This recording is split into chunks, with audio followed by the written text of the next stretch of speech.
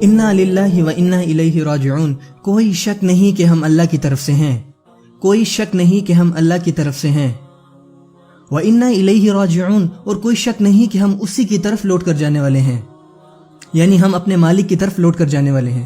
کیوں ہم یہ آیت پڑھتے ہیں؟ جب کچھ برا ہوتا ہے ہمیں اس کی حکمت کے بارے میں سوچنا چاہیے، یعنی جب ہمیں کوئی مشکل پیش آتی ہے تو ہم کیوں کہتے ہیں انا للہ و انا الیہ راجعون؟ جب آپ کوئی بری خبر سنتے ہو اور جس لمحے آپ کہہ دیتے ہو انا للہ و انا الیہ راجعون، سب سے پہلے تو یہ جانیں اگر آپ ایسا کہتے ہو تو اس میں آپ کے لیے بہت قیمتی تحفہ ہے۔ اور یہ تحفہ کیا ہے؟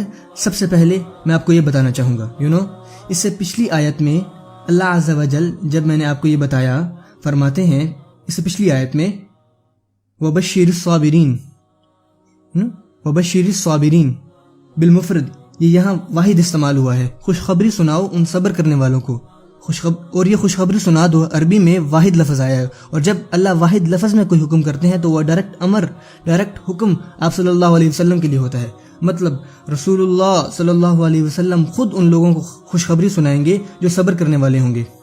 بائی دا وے، اس آیت کے بعد جو بھی کہے انا للہ و انا الیہ راجعون، پہلے تو ہمیں اللہ ان لوگوں میں سے بنائے جو مشکل اوقات میں یہ آیت یاد رکھتے اور پڑھتے ہیں، اور ہمیں ان لوگوں میں سے بنائے جن کو قیامت والے دن آپ صلی اللہ علیہ وسلم خوشخبری سنائیں گے، کیونکہ اس آیت میں رسول اللہ صلی اللہ علیہ وسلم مبارکباد دے رہے ہیں ان کو جو صبر کرتے ہیں، اور یقیناً ہم بھی وہ رتبہ پانا چاہتے ہیں۔ جب آپ کو آپ کے گھر والے مبارکباد دیتے ہیں تو ایک چیز ہوتی ہے، جب آپ کو آپ کے ٹیچرز مبارکباد دیتے ہیں تو ایک چیز ہوتی ہے، جب آپ کی گریجویشن ڈے پہ آپ کے ہیڈ ماسٹر آپ کو مبارکباد دیتے ہیں تو ایک چیز ہوتی ہے، لیکن جب رسول اللہ صلی اللہ علیہ وسلم مبارکباد دیں گے تو اللہ اکبر، اور یہ تحفہ ہے اس آیت میں۔ سو واپس چلتے ہیں انا للہ و انا الیہ راجعون پہ۔ میں آپ کو ایک مثال سے سمجھانے کی کوشش کرتا ہوں، ہو سکتا ہے کہ آپ کے مسائل بہت بڑے یا زیادہ ہوں میری لیمیٹڈ امیجنیشن سے، آپ خود کے مسائل کے بارے میں سوچیں جب میں آپ کو یہ سمجھاؤں۔ میں گاڑی چلا رہا ہوں، نئی گاڑی خریدی اور مزے سے چلا رہا ہوں، اچانک گاڑی میں کوئی مسئلہ آ گیا، ابھی مجھے غصہ چڑھے گا، میں نے اچھے خاصے پیسے دیے تھے اس کے، یہ کیسے ہو سکتا ہے، میرا بہت سارا کام ابھی باقی ہے اور میں یہاں پھنسا ہوں، اور اوپر سے AC بھی کام نہیں کر رہے اور بہت دھوپ ہے، میرے دماغ میں یہی سب کچھ چل رہا ہے۔ سب سے پہلی چیز جو میرے ذہن میں آئے گی ایز اے بلیور، انا للہ و انا الیہ راجعون۔ کیونکہ میں اپنے آپ کو یاد دلا رہا ہوں میں پاگل ہو رہا ہوں اس گاڑی پر، کیونکہ یہ میری ملکیت ہے، یہ میں نے خریدی ہے، میں اس کا مالک ہوں، پر دراصل میں خود کو یاد دلا رہا ہوں میں کسی چیز کا مالک نہیں، میں خود کسی کی ملکیت ہوں، اللہ میرا مالک ہے۔ کوئی شک نہیں کہ ہم اللہ کی طرف سے ہیں، بھلا میں کسی چیز کی کیسے شکایت کر سکتا ہوں جب میں کسی چیز کا مالک ہی نہیں؟ آپ دیکھتے ہیں لوگ پاگل ہو جاتے ہیں جب وہ کسی چیز کے حقدار ہوتے ہیں، جب آپ کی باری ہوتی ہے، جب آپ مستحق ہوتے ہو، جب آپ کا فون، آپ کی گاڑی کام نہیں کر رہی، جب آپ کچھ ڈیزرو کرتے ہو، تب آپ کو کچھ نہ ملے تو آپ کو غصہ آتا ہے۔ لیکن اس آیت میں انا للہ آپ کو پتہ چلتا ہے آپ تو ڈیزرو ہی کچھ نہیں کرتے، I belong to Allah, Allah deserves, I don't۔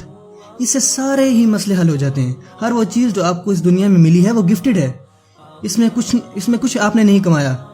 تو جب آپ کو کوئی چیز نہیں ملتی تو آپ ریئلائز کرتے ہو چلو کوئی بات نہیں، ویسے بھی میری نہیں تھی۔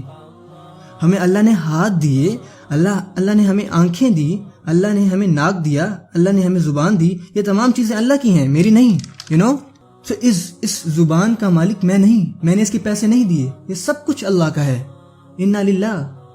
اس آیت کا دوسرا حصہ دیکھیں اللہ نے کیسے حل دیے ہیں ہمارے مسائل کے، کیسی حکمت رکھی ہے اللہ نے اپنے کلام میں۔ دوسرے حصے میں ہے وَإِنَّا إِلَيْهِ رَاجِعُونَ، کوئی شک نہیں کہ ہم اسی کی طرف لوٹ کر جانے والے ہیں۔ یہ کیوں امپورٹنٹ تھا؟ کیونکہ آپ کی ابھی جو بھی مشکل ہے، آپ کو جو بھی مسئلہ ابھی درپیش ہے وہ پرماننٹ نہیں ہے، چاہے وہ پیسوں کا مسئلہ ہو، چاہے وہ ہیلتھ کا مسئلہ ہو، یا فیملی پرابلم ہو، یا ایموشنل پرابلم ہو، یا فزیکل پرابلم ہو، کوئی فرق نہیں پڑتا، کوئی بھی مسئلہ پرماننٹ نہیں ہے۔ کیوں؟ کیونکہ آپ اور میں بھی ہمیشہ رہنے والے نہیں، تو ہماری پریشانیاں کیسے ہمیشہ رہ سکتی ہیں؟ ہمیں تو خود اللہ کی طرف لوٹ کر جانا ہے۔ پھر آپ کو لگے گا یار یہ بھی کوئی مسئلہ ہے، چھوڑو یار اس مصیبت کو، میں تو خود یہاں سے جانے والا ہوں۔ چیزوں کو ایک دوسرے کی اہمیت کی نظر سے دیکھیں، ایسا کرنے سے آپ انہی چیزوں پر غور کرو گے جو واقعی میٹر کرتی ہیں۔ اگر آپ ایسا نہیں کرتے تو پھر آپ غلط چیزوں پر فوکس کرتے ہو۔ میرے استاد اکثر یہ مثال دیا کرتے ہیں کہ اگر آپ کسی بلڈنگ میں ہیں اور وہاں آگ لگ جاتی ہے اور آپ وہاں خواہ مخواہ بحث کرنے لگ جاتے ہو کہ یار اس دیوار پر کون سا رنگ ہونا چاہیے، میرے خیال سے گرے کے ساتھ بلو ٹھیک رہے گا۔ بھائی بلڈنگ میں آگ لگی ہے، پہلے آپ پانی ڈھونڈو ورنہ بھاگو جان بچا کر. اصل چیز میٹر کرتی ہیں جب آپ کو اصل مسئلہ سمجھ آ جاتا ہے، بڑا مسئلہ سمجھ آتا ہے. اور بڑا مسئلہ یہ ہے کہ ہم نے ابھی تک یہ نہیں جانا کہ ہم اللہ کی طرف سے ہیں. بعض اوقات آپ اور میں مشکل میں ہوتے ہیں اس لیے تاکہ اللہ ہمارے دلوں میں یہ بات ڈال دیں کہ آپ اور میں اللہ کی طرف سے ہیں. یا ہو سکتا ہے ہم پر یہ مشکل آ جائے تاکہ اللہ تعالی ہمیں یہ تحفہ دینا چاہتے ہوں. اور اگر ہمارے دلوں میں یہ بات آ گئی، یقین کریں صبر کرنا بہت آسان ہو جاتا ہے. اور آپ اور میں صبر کرتے ہیں، اللہم اجعلنا من الصابرین، تو پھر رسول اللہ صلی اللہ علیہ وسلم کی مبارکباد آپ کے لیے اور میرے لیے.